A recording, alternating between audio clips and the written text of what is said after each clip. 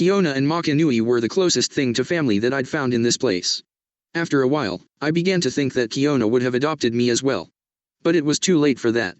Boki would not let me go. Kiona had friends in the settlement.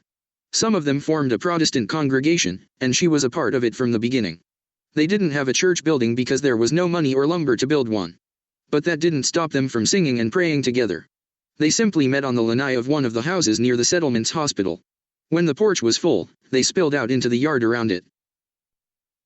Sometimes I sneaked close enough to hear their singing. But listening confused me. One day it would make my life feel less lonely and the next time it would make me weep. Boki didn't care for religion and wouldn't let me attend the services if I wanted to. But one day Kiona asked me to go along. The church is called Siloma, she said. That means Church of the Healing Spring, explained Makanui. It's named after the pool of Siloma in the Bible where a blind man was healed. I could see that Makanui had been listening to the preaching of those Christians. Tell me, I said to her and Kiona, has anyone been healed by going to your church? Kiona didn't answer my question. Instead she quoted a bit of Hawaiian wisdom.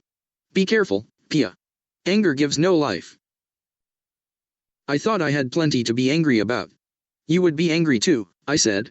If you only knew. If I knew what? Asked Kiona. How it feels to be torn from the arms of my children and sent to the living grave. I know about that. I just shook my head. Being taken from your loved ones was not the same as being rejected by them. But I did not tell her about Kameka. From my mother's letters I learned that Kameka had gone to live at Kohala on Hawaii's largest island and married a woman from there. I wished my mother had not told me this. Usually I wanted her letters to contain more news. I didn't want to admit it, but I was always watching for Kameka's name. Looking for word that he had come back to visit her. And for some sign that he cared that I was gone.